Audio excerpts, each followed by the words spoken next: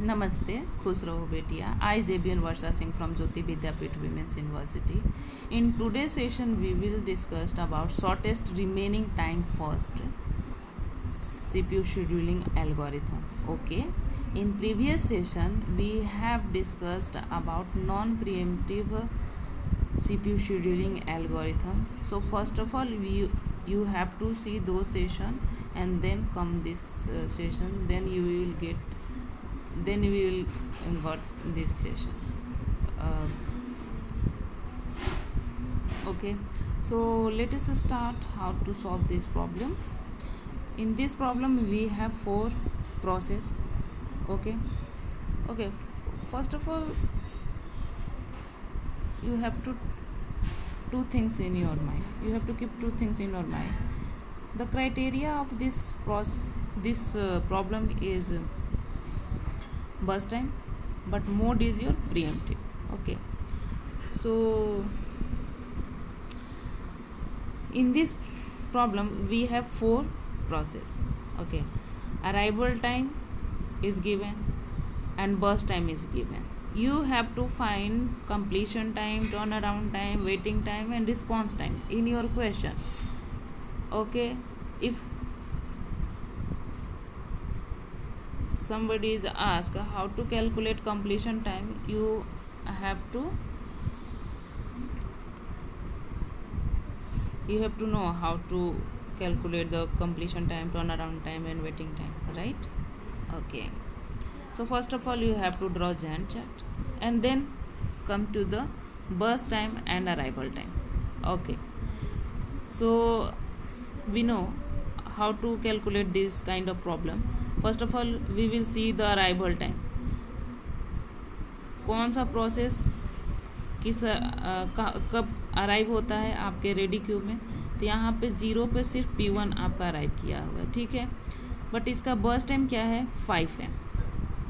तो हमें अभी ये मैटर नहीं करता कि इसका बर्स्ट टाइम इन सारे प्रोसेस से मैक्सिमम है.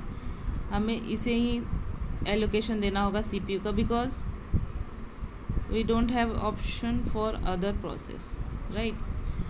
But in this problem P1 सिर्फ 1 सेकेंड के लिए, P1 हर 1 सेकेंड पे चेक करेगा कि कोई दूसरा प्रोसेस तो नहीं अराइव हो गया रेडी क्यू में. ओके, और फिर वो कंपेयर करेगा अपने बर्स्ट टाइम से और तब वो उसे एलोकेशन मिलता है इसमें. तो इसमें क्या होगा कि जब P1 0 टाइम पे पहुंचा, उसे 1 सेकेंड के लिए ये चला, फिर वो देखेगा कि ऑपरेटिंग सिस्टम देखेगा कि कोई और प्रोसेस तो नहीं रीच हो गया. तो यहाँ पे आप देख रहे हो कि P2 रीच हो गया इसमें. बट अब इसमें क्या करेगा, वो बर्स्ट टाइम के साथ कंपेयर करेगा. तो P2 को कितने सेकेंड के लिए चाहिए, ओनली 3 सेकेंड के लिए. बट इसको कितने अभी भी सेकेंड के लिए चाहिए, 4 सेकेंड के लिए, बिकॉज 1 सेकेंड तो ये एग्जीक्यूट हो चुका है, एक कोई काम ये अपना कर चुका है. लेकिन अभी 4 सेकेंड अभी और इसको ज़रूरत है, ठीक है. तो ये चला जाएगा दोबारा से आपका रेडी क्यू में और ये आ जाएगा रनिंग क्यू में. और रनिंग क्यू में आने के बाद ये फिर 1 सेकेंड के लिए चलेगा और फिर ये भी फिर से 1 सेकेंड चलने के बाद कंपेयर करेगा कि कोई और प्रोसेस तो नहीं आ गया. हाँ, प्रोसेस तो आया P3, बट इसका बर्स्ट टाइम कितना है, 4. लेकिन अब इसका बर्स्ट टाइम कितना बचा हुआ है, 2. तो अभी भी सबसे शॉर्टेस्ट कौन है, ये P2 है. तो P2 फिर से चलेगा और फिर से ये P3 मतलब 1 सेकेंड चलने के बाद ये फिर से कंपेयर करेगा P3 पे कोई रीच नहीं हुआ. अभी ये भी ये P3, P1 और P2 ही आपके रेडी क्यू में है, ठीक है. तो ये कंपेयर किया और फिर से ये सबसे छोटा था तो ये एग्जीक्यूशन हुआ इसका 4 सेकेंड तक. 4 पे आने के बाद आपका P4 भी रीच हो गया. अब यहाँ पे देखिए ये तो पूरा कंप्लीट हो गया है आपका कौन सा, P2, ठीक है. P2 आपका कंप्लीट हो गया, यहाँ हो गया आपका 0, मतलब अब इसे चलाने की ज़रूरत नहीं है. लेकिन जैसे ही P4 पहुँचा तो हमने कंपेयर किस के साथ हमें करना है, यहाँ पे 4 है, यहाँ पे भी 4 है और यहाँ पे 1 है, ठीक है. तो सबसे शॉर्टेस्ट किसका है, P4 का. तो ये P4 1 सेकेंड के लिए CPU का एलोकेशन लेगा और ये एग्जीक्यूट होकर ये भी रिलीज़ कर देगा आपके CPU को. फिर उसके बाद इसमें और इसमें कंपेयर होगा. फिर हमने उस टाइम भी देखा था कि जो पहले अराइव होता है रेडी क्यू में उसे एग्जीक्यूट कराया जाता है. तो आपका P1 पहले एग्जीक्यूट हुआ था, P1 एंटर किया था आपके रेडी क्यू में, इसलिए पहले P1 को एग्जीक्यूशन मिलेगा, ठीक है। तो P1 पहले एग्जीक्यूट हुआ और ये 4 सेकंड के लिए इसको चाहिए था, तो ये 9 पे एग्जीक्यूट हो गया। फिर P3 को मिलेगा और ये भी 4 सेकंड के लिए लेगा और ये 13 पे एग्जीक्यूट होगा। देखिए बेसिकली इसमें हो क्या रहा है कि आपको देखिए सबसे इम्पॉर्टेंट इसमें क्या है, आपका बर्स्ट टाइम और अराइवल टाइम, ठीक है।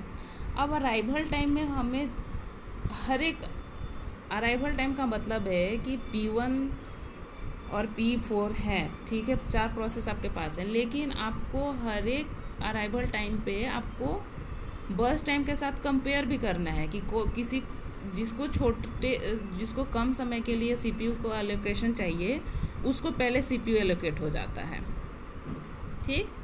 तो अब देखिए यहाँ पे मुझे 4 सेकेंड तक डिफरेंट काइंड ऑफ प्रोसेस आना था, तो हमने 4 सेकेंड तो जब तक हम 4 पर पहुँचे थे तब तक हम लोग तो कंपेयर कर रहे थे कि कौन सा प्रोसेस आया कौन सा नहीं आया।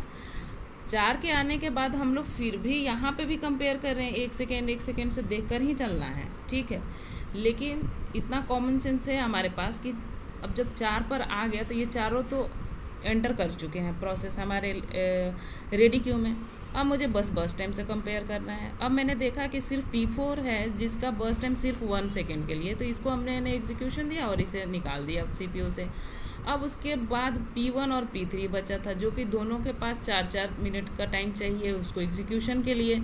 तो पहले जो भी आता है आपके रेडी क्यू में पहले हम उसे CPU का एलोकेशन देते हैं, तो पहले P1 निकल जाएगा और फिर उसके बाद आपका P3 निकलेगा।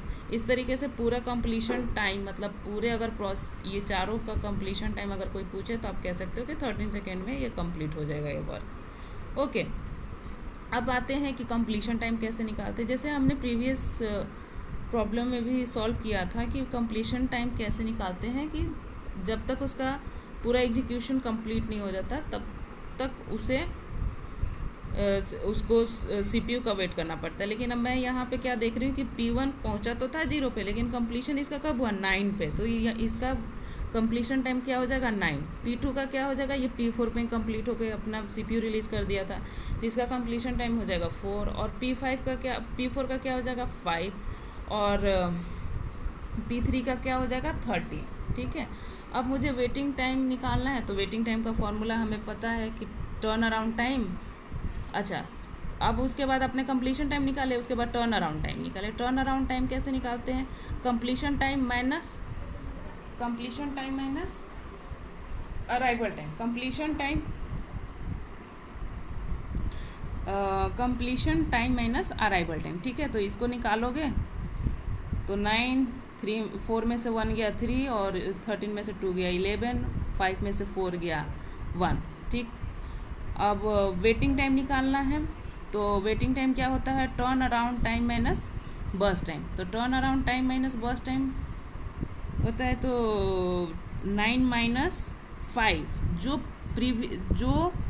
क्वेश्चन में गिवन होगा बर्स्ट टाइम, वही बर्स्ट टाइम से आप वेटिंग टाइम निकालोगे, ना कि जो फाइनल बचता है उससे नहीं निकालना है, ठीक है। तो पहले 5 गिवन था तो 5, 9 - 5 4, 3 - 3 0, 11 - 4 7, 1 - 1 0, ओके। अब यहाँ पे एक और चीज़ हम इसमें एक्स्ट्रा कर रहे हैं जो कि अभी तक हमने नहीं किया था, इसमें response time. Actually non pre-emptive में क्या होता है कि जो रिस्पॉन्स टाइम होता है ना वो वेटिंग टाइम के ही इक्वल होता है, लेकिन प्रीएम्प्टिव में चेंज होता है। रिस्पॉन्स टाइम का मतलब होता है कि जैसे जब आपका प्रोसेस रीच करता है रेडी क्यू में तब क्या उसी टाइम उसे एलोकेशन मिल जाता है CPU का या उसे वेट करना पड़ता है। तो देखिए यहाँ P1 0 पर पहुँचा और 0 पे उसे एलोकेशन तो मिल गया था ना 1 मिनट के लिए, तो इसका आप कहोगे कि रिस्पॉन्स टाइम क्या है 0। P2 का देखिए, P2 भी 1 पे ही रीच हुआ था और इसको उस टाइम तुरंत से मिल गया इसको CPU, तो इसका भी रिस्पॉन्स टाइम क्या है 0। अब देखिए P3 पहुंचा तो 2 पे था, लेकिन इसको फर्स्ट टाइम रिस्पॉन्स कब मिला, CPU कब मिला 9 पे, तो इसलिए इसका रिस्पॉन्स टाइम क्या हो जाएगा 9 - 2 7, यानी कि 2 सेकेंड के लिए इसको वेट करना पड़ा। उस 2 सेकेंड के लिए पहले तो मतलब वो 9 वेट करना पड़ा, तो इसलिए इसका रिस्पॉन्स टाइम क्या है हो गया 7, ठीक है। अब आपका P4 कब पहुंचा 4 पे, लेकिन इसे कब मिल गया था, इसको भी उसी टाइम पे मिल गया था, 4 पे ही मिल गया था, तो इसका भी क्या हो गया रिस्पॉन्स टाइम 0। अब मुझे अगर एवरेज निकालने को बोलेगा टर्न अराउंड का टाइम का, तो मुझे पता है कि टर्न अराउंड सम करेंगे, इसका सम करने पर ये आएगा टोटल 24 नंबर ऑफ प्रोसेस 4 है, इसको डिवाइड किया 6 आ गया। एवरेज वेटिंग टाइम को मैंने कैलकुलेट करूँगी तो यहाँ 11 आएगा, 11 माइनस 4 इज इक्वल टू 2.75, और एवरेज रिस्पॉन्स टाइम आपका क्या है 7, और नंबर ऑफ प्रोसेस कितने 4, उसको डिवाइड किया 1.75 आ गया। तो ऐसे ही इसको सॉल्व करना है, ठीक है। मुझे लगता है कि मैंने समझाने की जो कोशिश करी है वो आप लोग समझे होंगे। अगर नहीं समझ में आया हो तो फिर से इसे दोबारा से आप इसे देखें और 2-3 क्वेश्चन और ट्राई करें अपने